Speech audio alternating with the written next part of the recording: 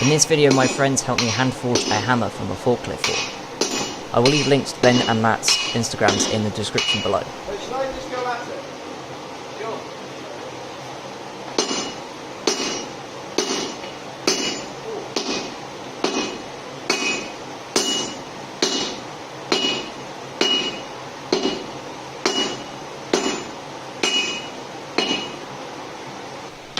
We started off drawing out the material and making a section for the crosspeen.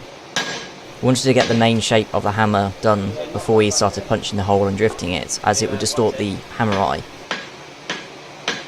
When tapering the crosspeen, we ended up with an effect called fishtailing, which is when the two sides of the material end up overlapping at the end. However, once we've drawn out the crosspeen, we're able to cut it off at the end.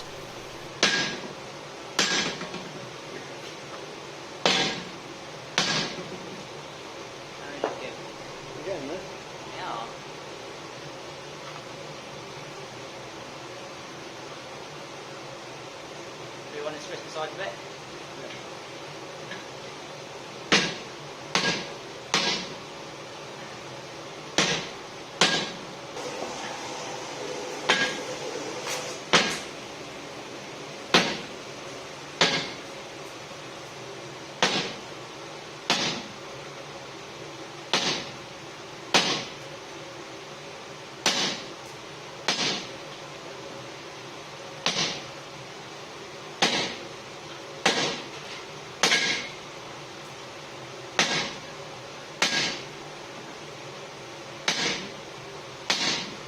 This hammer might be a bit too big for me. That's never the answer.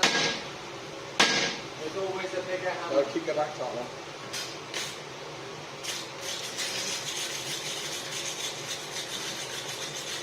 The tool we're using here is called a flatter. The idea is it removes any of the hammer marks and leaves a smooth surface.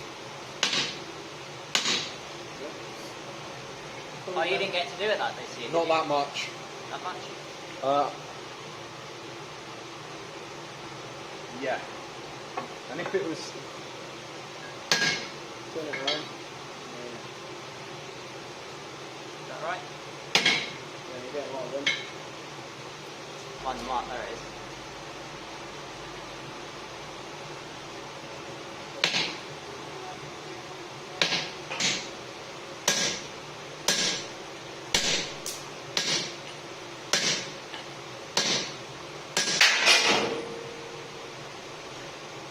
Bang!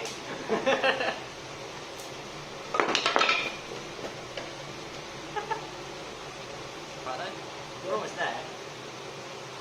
We want to just like...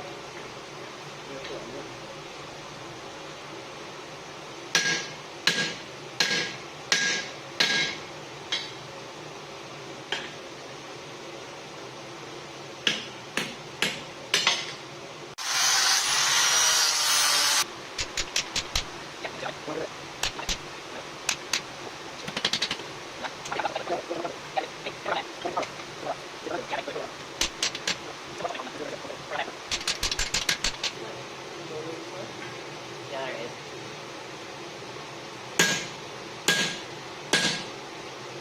That looks great.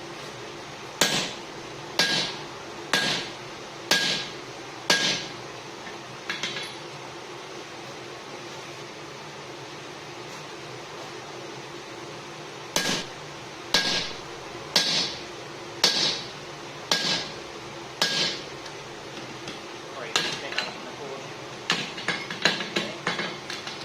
You can get it out. No. There we go. Big away, isn't it? Yeah, sure.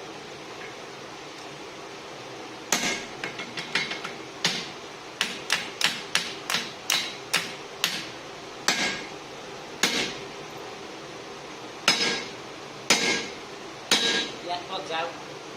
No, we'll get the thing out. Yeah, pick my leg. It's probably better if I hold it from the other end, isn't it? Or We'll just...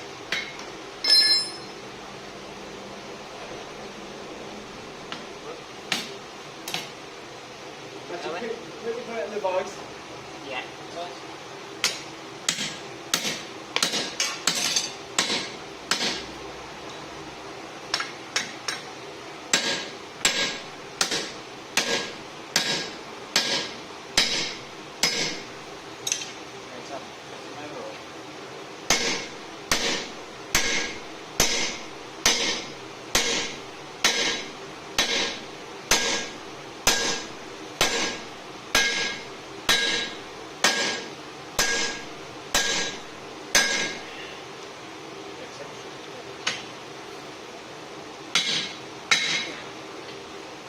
of the hole.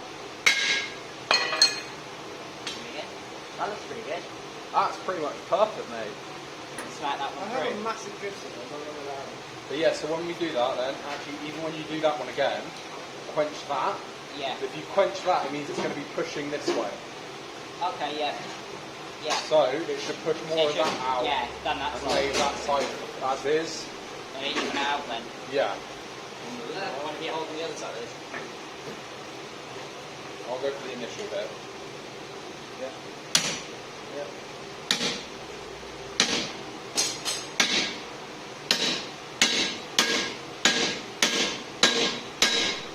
Oh, French is I forgot to go. I got excited. So we're putting off it to We'll grind it. Next, yeah, you have to grind it, mate.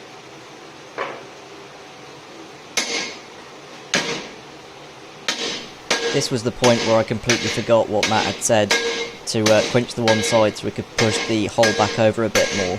But yeah, I got excited and that happened.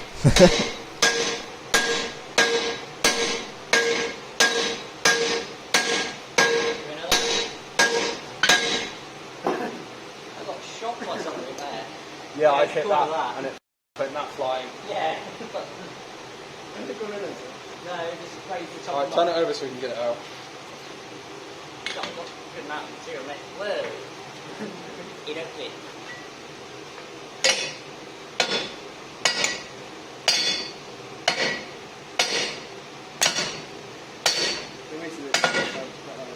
It's out. While Ben was busy grinding the hammer faces, I started cutting up the blanks for the hammer handle, and then from there we all had a go at shaping the handle. If you're wondering what type of wood I'm using here, it's ash. I reclaimed a load of it from my local dog walk.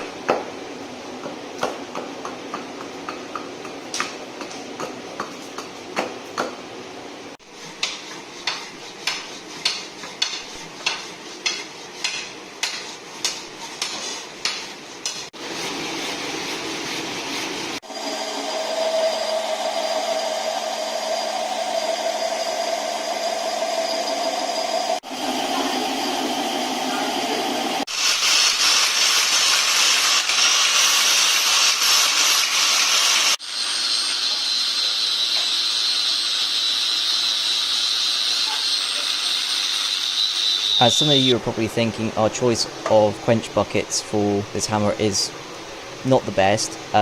It did end up melting the plastic and spilling oil all over Ben's floor. However, it did perfectly time it so it tempered it at the same time.